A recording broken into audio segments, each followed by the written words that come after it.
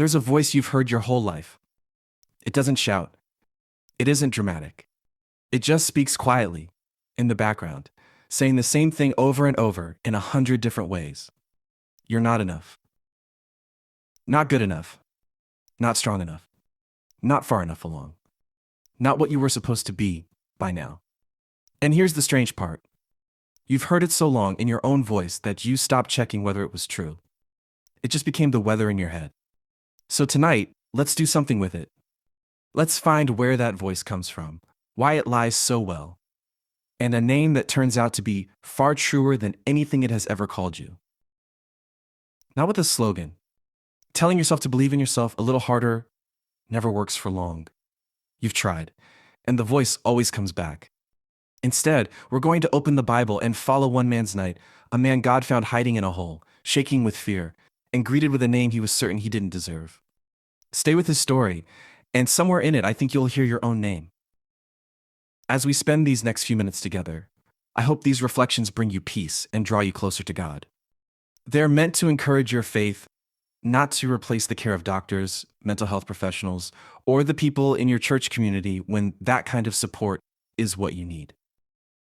That voice has 100 moments it loves to speak in. See if you know any of them. It speaks after a meeting, replaying the one clumsy thing you said, long after everyone else has forgotten it. It speaks after you set your phone down when everyone else's life looked bigger, cleaner, further along than yours. It speaks after you pray and feel nothing come back, and it leans in and whispers, "See, even God goes quiet with you." It speaks when an old sin resurfaces, the one you were sure you'd left behind, and it says, "You'll never really change." It speaks at the end of a hard day with your kids, when you're certain you're getting it wrong and quietly ruining them. And it speaks in the seconds right after someone rejects you, or forgets you, or picks somebody else.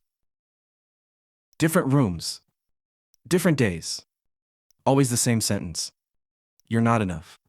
And underneath all of it is the heaviest thought, the one you may have never said out loud, that God must feel about you the way you feel about you. That when he looks your way, he sees the same disappointment you see in the mirror. So hear this because it's where everything turns. That voice is not the voice of God. And it has been lying to you the whole time. There's a short scene that tells you how God actually sees a person. An old prophet named Samuel is sent to a house in Bethlehem to find the next king of Israel. The father lines up his sons, and they are impressive, the oldest one tall and striking, exactly what a king should look like. Samuel takes one look and thinks, "Surely, this is the one." And God stops him with a single sentence. People look at the outside, the Lord looks at the heart. So the impressive brothers pass by, one by one, and God says no to every one of them. There's an awkward pause. Are these all your sons? Well, there's the youngest. But he's out in the field with the sheep. Nobody even thought to call him in. That forgotten boy in the field was the one God had come for. His name was David. So keep that in your pocket. The ruler the voice measures you with is not the ruler God uses. Now, let me take you to the man this whole video is really for. His name is Gideon. His people are being crushed by raiders who sweep in at harvest and take everything, the crops, the animals, the food off the table. And when we meet Gideon, he is down inside a winepress. A pit dug into the ground for stomping grapes. He's crouched in it, trying to beat a little wheat loose where no one can see him. Can you picture that for a second? Every hoofbeat on the road above could be a raider coming for what little he has. So every few swings, he stops. He holds his breath. He listens. And when the road goes quiet again, he keeps working, fast and low and afraid. This is not laziness. This is a man who has learned to survive by making himself small, by not being seen. If you had asked Gideon that day to tell you who he was, not enough would have been the kindest word he had for himself. He was hiding from his enemies, and honestly, from his own life. And that is exactly where a stranger appears at the edge of the pit, and says the last words a man in a hole expects to hear. "The Lord is with you, mighty warrior." Mighty warrior. Said to a man crouched in the dirt, flinching at shadows. You can almost see Gideon glance over his shoulder to check who the stranger is really talking to. And listen to how he answers, Because it's the voice, word for word. My clan is the weakest one there is. I am the least important person in my father's house. You've got the wrong man. Now watch what God does not do. He doesn't argue about how great Gideon secretly is. He doesn't give a little speech on self-confidence. He says 4 quiet words instead. I will be with you. And here's the part I can't get past. God doesn't pull Gideon out of the pit first, clean him up, make him brave, and then call him a warrior. He speaks the name while Gideon is still down there, still shaking, still afraid. He calls him by the man he will become right in the middle of the man he is. Because Gideon's enough was never going to come out of Gideon. It was going to come from the one standing at the edge of the hole. And once you've seen it in Gideon, you start seeing it everywhere. Go back further to a man standing barefoot before a burning bush, being told to walk into Egypt and set a whole nation free. And Moses stammers out an excuse. I'm not a good speaker. I get my words tangled. Please send somebody else. God doesn't tell Moses he's secretly eloquent. He asks him one thing. Who do you think made your mouth? And then makes the same promise from the edge of the pit. I will be with you and I will teach you what to say. Different man. Same pattern.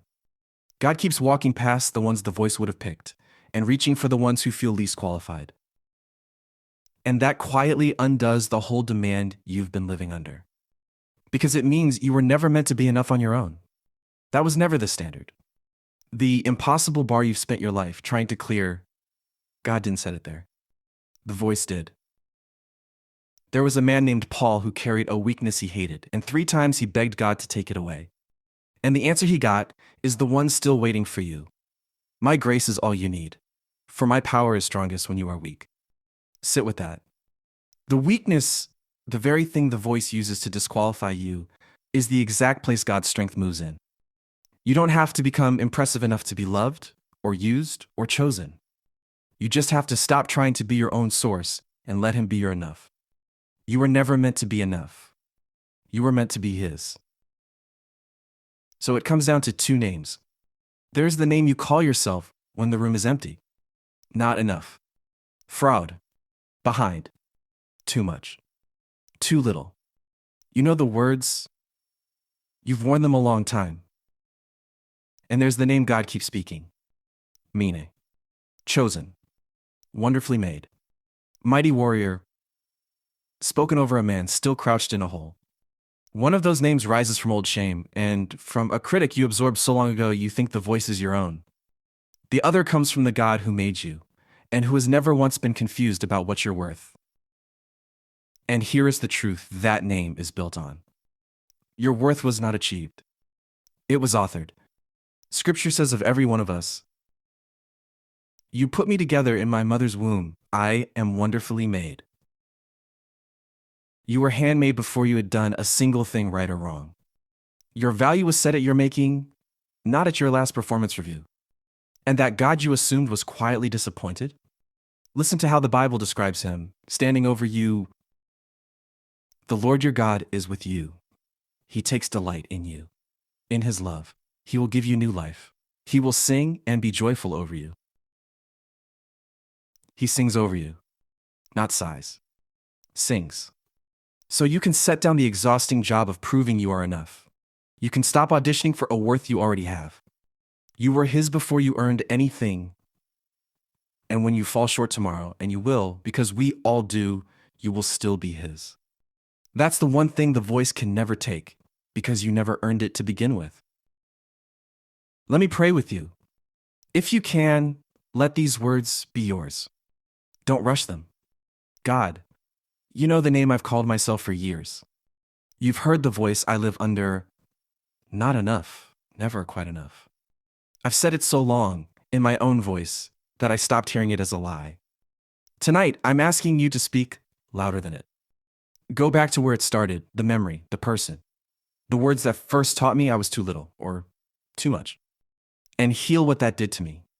Reach the places I've never let anyone touch. Pull the lie up by the roots. I'm tired of only arguing with it. I want to be free of it. Teach me to see myself the way you see me. When I catch my reflection and reach for the old name, put your name in my mouth, instead, yours, chosen, wonderfully made. I lay down the exhausting job of being enough. I was never going to be, but you are enough. You are with me. And that was always the point. And when the voice comes back tomorrow, because it will remind me whose I am before it even finishes its sentence. Amen. Tomorrow, the voice will speak again. It usually does. Maybe when you catch your own reflection in the mirror. Maybe on the drive to work, in the quiet. Maybe in the last few minutes before you fall asleep, when everything you didn't get to comes back. It will say the same old sentence it has always said. And when it does, you're welcome back here for as many of those nights as you need. But here's the one thing to carry out the door, and to hold on to tomorrow. God called Gideon mighty warrior while he was still down in the hole. He didn't wait for him to climb out and be brave. He spoke the name over the fear. He wasn't describing where Gideon was hiding. He was calling out who Gideon already was to him. And the name God speaks over you is every bit as true. While you're still in the hole. Even tonight. Even here,